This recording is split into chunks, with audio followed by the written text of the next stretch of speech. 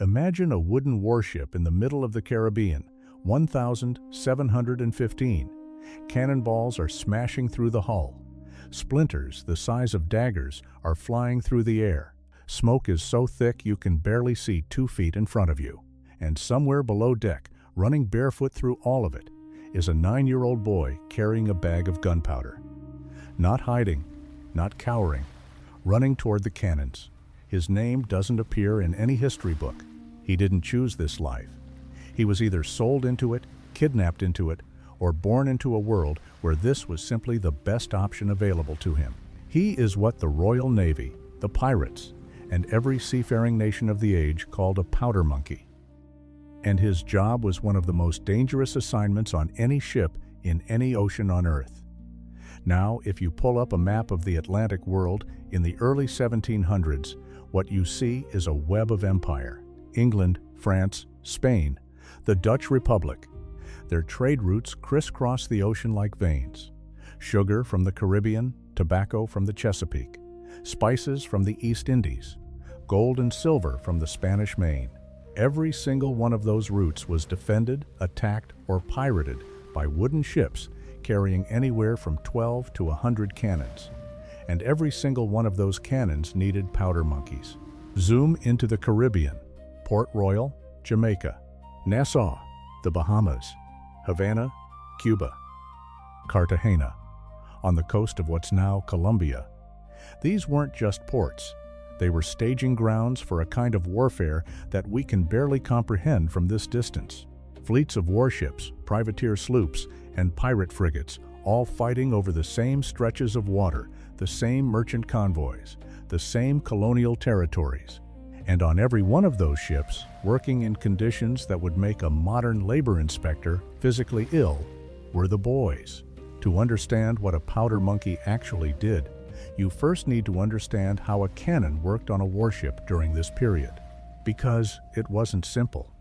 It wasn't like lighting a fuse and walking away. Before we go any further, I need to stop for a second, because what I've been showing you in these videos only scratches the surface. And I realized at some point that the full picture, the actual pirate code, word for word, the real punishment records, the exact treasure division shares, the ports that secretly funded them, it doesn't fit in a video. I put it all into one document, the Black Flag Codex. It's linked below, and the QR code is on your screen. Now, let's keep going. Firing a naval cannon in the age of sail was a coordinated, violent, multi-step process that required a team of men working in brutal heat, deafening noise, and constant danger of death. Here's how it worked. A cannon crew typically consisted of anywhere from 4 to 14 men, depending on the size of the gun. The gun captain was in charge. He aimed the cannon, gave the orders, and controlled the timing of each shot. Below him were the loaders, the rammers, the spongers, and the men who hauled the cannon back into position after it fired, because when a cannon went off, the recoil sent it rolling backward with enough force to crush a man against the opposite wall. But before any of that could happen, somebody had to bring the gunpowder. Gunpowder was stored in the magazine, which was the most protected room on the entire ship. It was deep below the waterline, usually lined with copper sheeting to prevent sparks, and sealed off from the rest of the vessel by thick wooden walls and a curtain soaked in water. The reason for all that protection was simple. If the magazine caught fire, the ship didn't just burn, it exploded. Every man aboard would be dead in seconds, so the gunpowder couldn't just sit next to the cannons. It had to be carried from the magazine to the gun deck, one charge at a time, by someone fast enough to keep the guns firing and small enough to navigate the narrow passageways and low ceilings of a warship's lower decks. And when I say narrow passageways, I mean spaces that a full-grown man could barely squeeze through sideways. The lower decks of a warship were not designed for comfort. They were designed for maximum cannon capacity. Every available inch of space on the gun deck was taken up by artillery. The headroom between decks was often less than 5 feet. A grown man had to stoop constantly just to move around. But a boy of 9 or 10 could move through those spaces at a dead sprint without cracking his skull on a beam. That's why they used children. Not out of cruelty, at least not intentionally. Out of engineering. The ships were built to carry as many guns as possible, and the spaces left over were too small for adults to move through quickly. The boys fit. And because they fit, they ran. And because they ran, the guns kept firing. That someone was the powder monkey. The term itself probably came from the way the boys moved. Quick, agile, scrambling through tight spaces, the way a monkey moves through branches. They carried the gunpowder in cylindrical wooden cases called cartridge boxes, or sometimes in leather buckets or in simple cloth bags. The charge inside was pre-measured, enough for a single shot. The powder monkey would grab the charge from the magazine, sprint through the lower decks, climb up ladders, dodge the recoiling cannons, hand the charge to the loader, and then turn around and run back for another one. Over and over and over again. During a sustained battle, a single cannon could fire once every 2 to 3 minutes. On a ship carrying 36 guns, that meant the powder monkeys were collectively making hundreds of trips during a single engagement. Some battles lasted hours. The Battle of the Nile in 1798 went on for nearly 14 hours. The boys ran the entire time, and they did this barefoot. That wasn't an accident, and it wasn't because they were too poor for shoes, although many of them were. The reason they went barefoot was friction. Shoes could create sparks against the wooden deck. A single spark near loose gunpowder would mean instant death. Barefoot grip was safer on wet, blood-slicked planks. And bare feet gave them better traction when climbing the steep, narrow ladders between decks. These boys were typically between the ages of 8 and 14. Some were as young as 6. In the Royal Navy, they were often recruited from orphanages, workhouses, or the streets of port cities like London, Liverpool, and Bristol. Some were the sons of sailors, born into the maritime world and expected to carry on the tradition.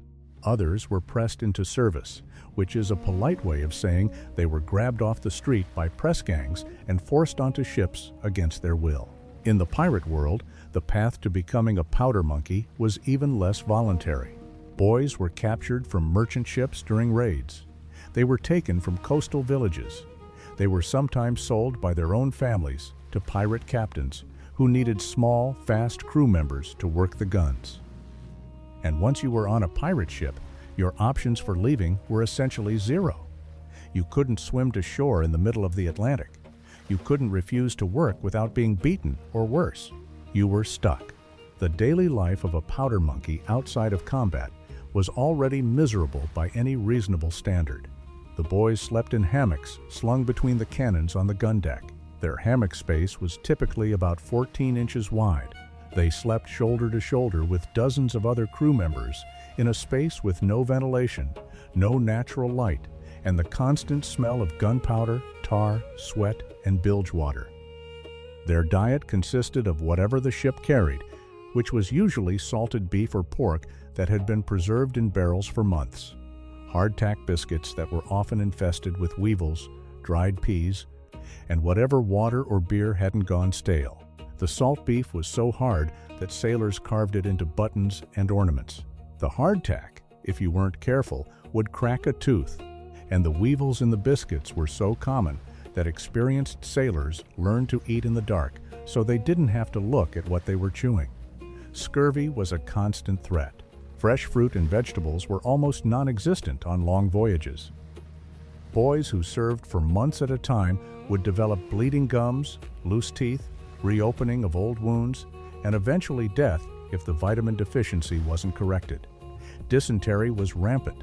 Typhus swept through ships like wildfire when conditions were at their worst. Rats lived in the hold by the hundreds, and they weren't afraid of people. Boys sleeping in their hammocks would wake up with bite marks. The bilge water that collected at the bottom of the ship smelled so foul that men assigned to pump it out would sometimes vomit from the stench alone. And these were the good days. These were the days between battles, the days of routine. Scrubbing decks, mending rigging, hauling ropes. Standing watch in the middle of the night, staring at an empty black ocean, wondering if the next sail on the horizon would be friendly or hostile. But food and sleep and sickness were the least of their problems. The real horror of being a powder monkey was the battle itself. When a warship went to action stations, everything changed in seconds. The drummer would beat to quarters, which was the signal that combat was imminent. Every man and boy aboard had a specific station to report to. For the powder monkeys, that meant dropping whatever they were doing and heading below to the magazine. The magazine was operated by a gunner's mate who would prepare the charges and hand them through a small opening in the light screen, which was a curtain designed to keep stray sparks out of the powder storage area. The powder monkey would take the charge, tuck it under his arm, or hold it against his chest, and start running. Now picture what he was running through. The gun deck during a naval battle was one of the most terrifying environments in the history of human warfare. Cannons weighing thousands of pounds were rolling back and forth with each shot, restrained only by thick rope tackles. The noise was beyond anything you can imagine. Each cannon firing produced a concussive blast that could burst eardrums. Multiply that by 30 or 40 guns going off in rapid sequence, and you had a wall of sound so intense that crew members routinely went permanently deaf after a single major engagement. The smoke was another nightmare. Black powder produces enormous clouds of thick, acrid smoke when it burns. Within minutes of the first broadside, the gun deck would be so choked with smoke that visibility dropped to almost nothing. The powder monkeys were navigating essentially by memory, feeling their way through familiar passageways while carrying explosive material. And then there was the enemy fire.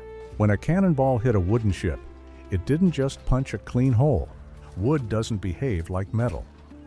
A cannonball striking the hull at close range would send hundreds of wooden splinters flying in every direction, and these splinters were one of the leading causes of death and injury aboard warships.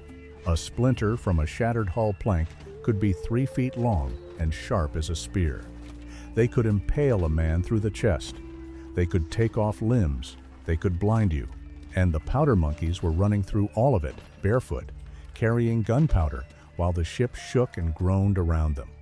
The casualty rate among powder monkeys during major engagements was staggering. During the Battle of Trafalgar in 1805, which was the largest naval battle of the Napoleonic era, roughly 1,700 men and boys were killed or wounded on the combined fleets.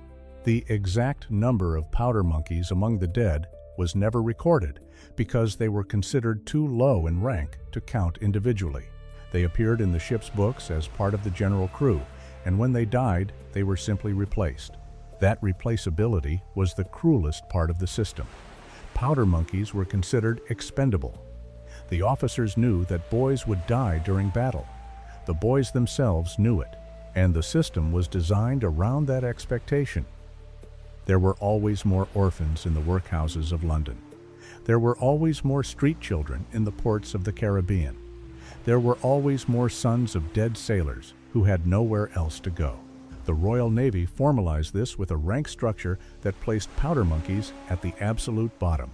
They were classified as boys on the ship's roster, below ordinary seamen, below able seamen, below petty officers, below midshipmen, below lieutenants, below the captain. Their pay was minimal. In the mid-1700s, a powder monkey in the Royal Navy earned about 5 or 6 shillings a month. An able seaman earned about 24. The captain earned pounds, not shillings. And the boys had almost no path upward. Some did eventually work their way up to ordinary seaman, then able seaman, and in rare cases, petty officer or warrant officer. But the climb was brutal and took years. Many didn't survive long enough to make it.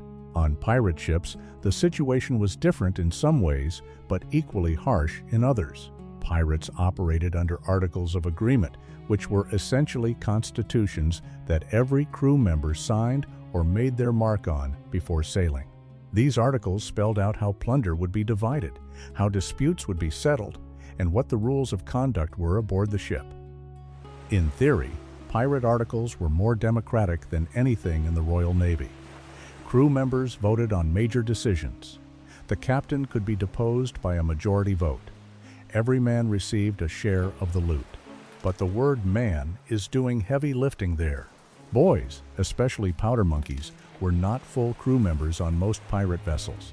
They received a half share or a quarter share of the plunder. They had limited or no voting rights. And while they were technically free in the sense that pirate ships didn't operate under the authority of any government, their freedom was largely theoretical. They couldn't leave. They couldn't refuse dangerous work. And they were subject to the same brutal discipline that governed life aboard any wooden ship in the age of sail. The famous pirate Bartholomew Roberts, known as Black Bart, who captured over 400 ships during his career, was known to have powder monkeys aboard his vessels. Edward Teach, better known as Blackbeard, almost certainly used them aboard the Queen Anne's Revenge, which carried 40 cannons. Henry Every, Charles Vane, Calico Jack Rackham, every pirate captain who engaged in ship-to-ship combat needed powder monkeys. You cannot fire a cannon without a steady supply of gunpowder, and you cannot supply gunpowder to 30 or 40 guns simultaneously without boys running it up from below. But here's what makes the pirate angle even darker. Many of the boys aboard pirate ships were captured from merchant vessels during raids. Imagine being a 12-year-old cabin boy on a sugar merchantman sailing from Barbados to London. Your ship is attacked by pirates. The crew is overwhelmed. The pirates board the vessel, strip it of cargo, and then decide what to do with the crew. Experienced sailors might be offered the choice to join the pirate crew or be set adrift. But boys didn't get that choice. They were taken. They were useful. And from that day forward, that boy was a pirate. Not by choice, not by ideology, not because he was drawn to some romantic vision of freedom on the high seas. He was a pirate because a violent man with a cutlass decided he needed someone small enough to fit through the passages below deck. The psychological toll on these boys is something the historical record barely touches. We know about PTSD now. We have frameworks for understanding what happens to a child's mind when they're exposed to extreme violence, constant danger, loss of autonomy, and the death of people around them. But in the 1700s, there was no vocabulary for any of that. A boy who came back from years at sea with nightmares, violent outbursts, and an inability to function in normal society was simply considered damaged goods. He was drunk, or lazy, or criminal. The idea that his mind had been broken by what he'd experienced wasn't part of the conversation. Some of the few first-hand accounts we have from former powder monkeys paint a vivid picture.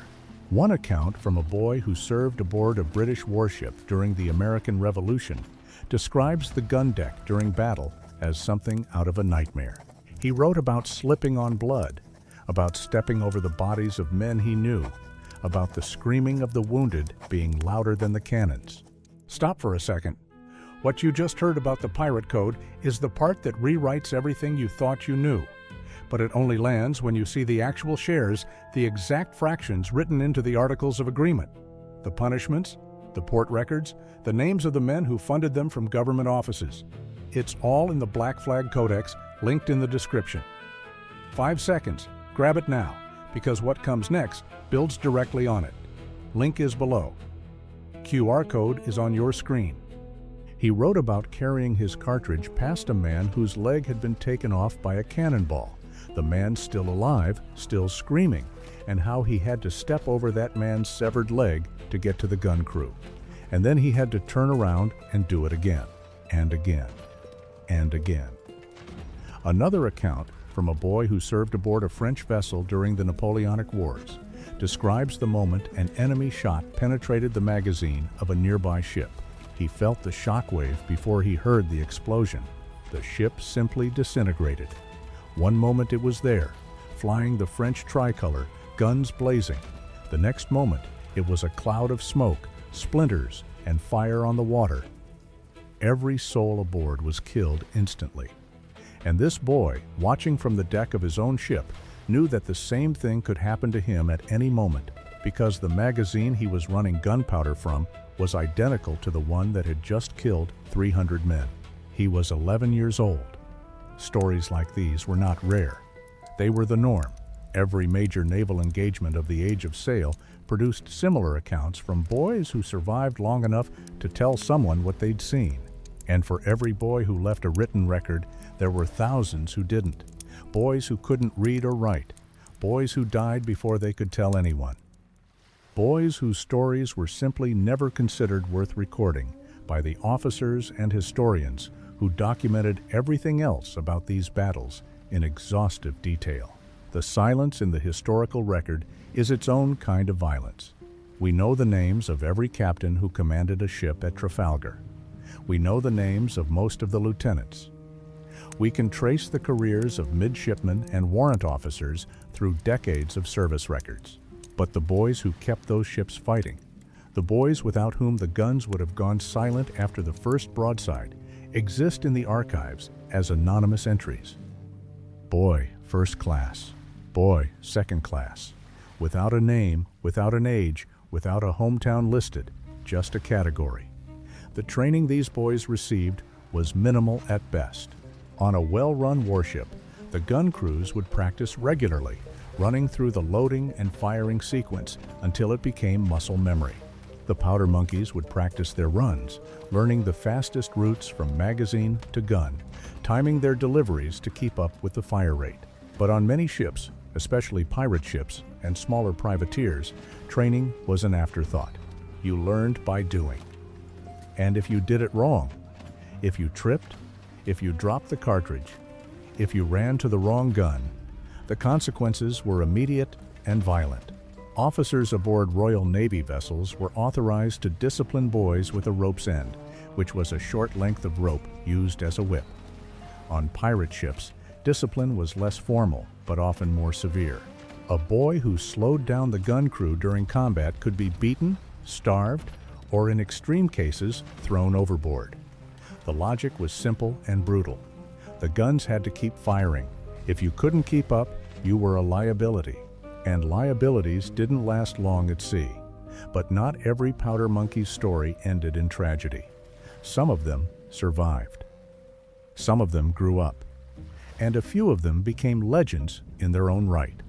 The most famous example is probably Horatio Nelson himself. Before he was Admiral Lord Nelson, before Trafalgar, before he became the most celebrated naval commander in British history, he was a 12-year-old boy who joined the Royal Navy in 1771. He didn't serve as a powder monkey because his uncle was a captain and could place him as a midshipman, which was the officer track entry point. But Nelson spent his early career surrounded by powder monkeys. He knew them, he worked alongside them, and when he issued orders during battle, he knew exactly what he was asking those boys to do because he'd watched them do it since he was barely older than they were. Another example is John Quilliam, who served as a boy aboard merchant vessels before joining the Royal Navy and eventually rising to become first lieutenant aboard HMS Victory at Trafalgar. Quilliam started at the bottom and climbed his way to the quarterdeck, which was the command area of the ship. His story was exceptional precisely because it was so rare. For every Quilliam who made it, there were hundreds of boys who didn't. There's also the story of a boy known only as Jack, who appears in the memoirs of a Royal Navy surgeon from the 1790s. Jack was a powder monkey aboard a frigate that engaged a French warship off the coast of Brittany. During the battle, Jack was carrying a cartridge up a ladder when a cannonball struck the hull directly beside him. The impact threw him backward, and the cartridge went flying. Jack, by some combination of instinct and training, caught the cartridge before it hit the deck, steadied himself, climbed the rest of the ladder, and delivered the charge to the gun crew. He was 10 years old. The surgeon recorded the incident not because it was unusual, but because it was a particularly good example of what he called the steadiness of the boys under fire. The steadiness of the boys under fire. That phrase tells you everything about how adults in this era viewed these children. They weren't seen as victims. They weren't seen as exploited. They were seen as small soldiers doing their part. The fact that they were children was acknowledged, but it wasn't considered a reason to protect them. In a world where children worked in coal mines, textile mills, and chimney stacks, sending a boy to carry gunpowder through battle wasn't seen as exceptional cruelty. It was just how things were.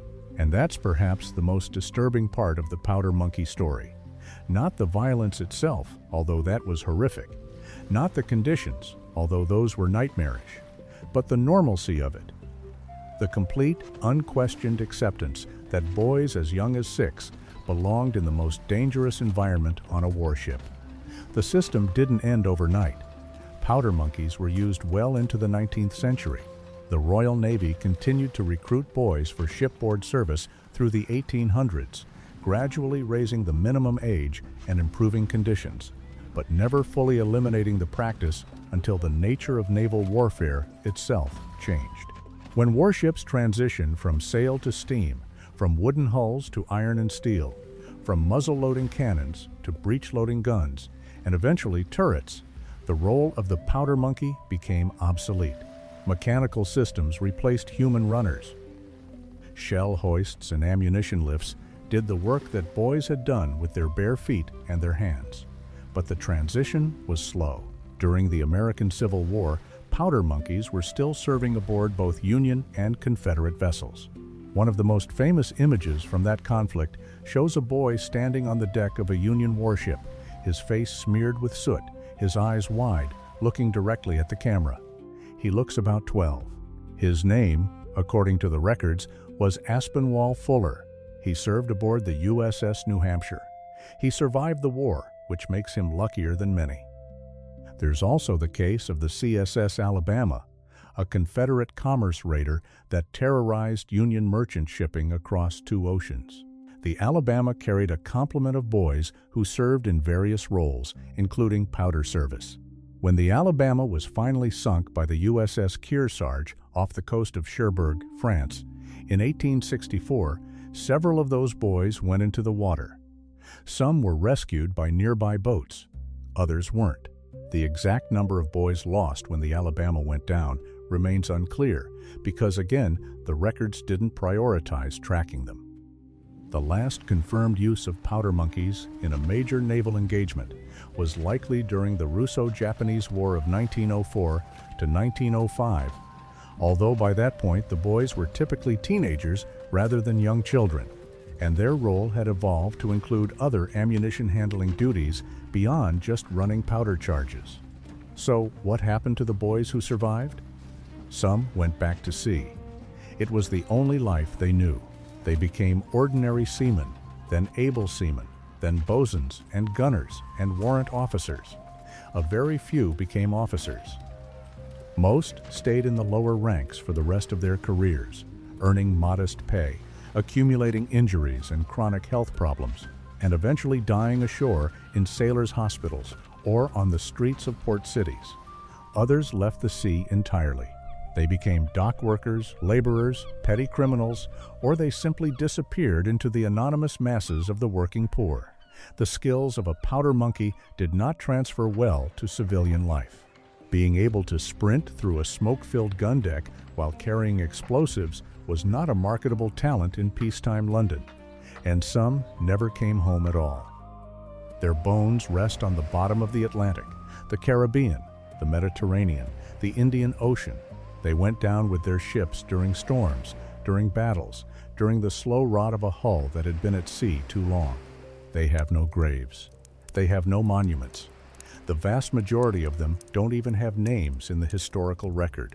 They were listed as boy on the ship's roster, and when the ship was lost, they were listed as boy on the casualty report, and that was the end of their story.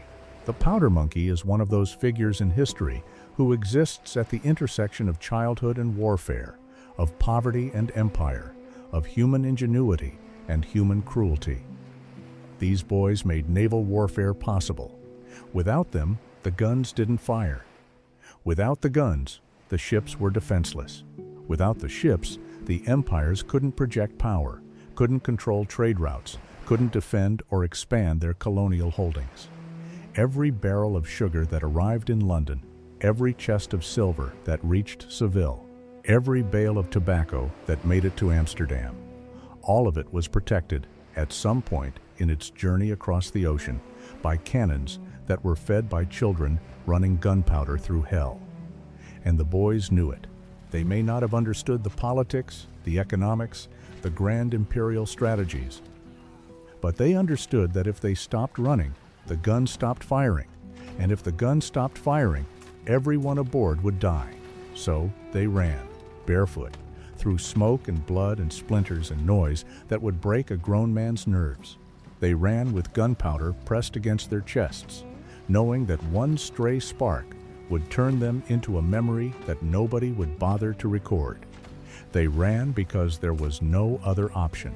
And then, when the battle was over, when the smoke cleared and the dead were thrown overboard and the deck was swabbed clean of blood, they climbed back into their 14-inch hammocks, closed their eyes, and waited for the drum to beat again. That was the life of a powder monkey. We romanticize the age of sail. We watch pirates in movies and imagine freedom on the open ocean. We visit maritime museums and admire the craftsmanship of the ships. We read about admirals and their brilliant tactics. But behind all of that glory, behind every broadside, behind every captured prize, behind every flag that flew over a conquered port, there were boys. Small, terrified, exhausted boys running gunpowder through the worst conditions human beings have ever created aboard a floating vessel. They didn't write the history. They didn't command the fleets. They didn't sign the treaties or claim the colonies. But they made all of it possible. And the world forgot them anyway. That was what it cost to rule the seas.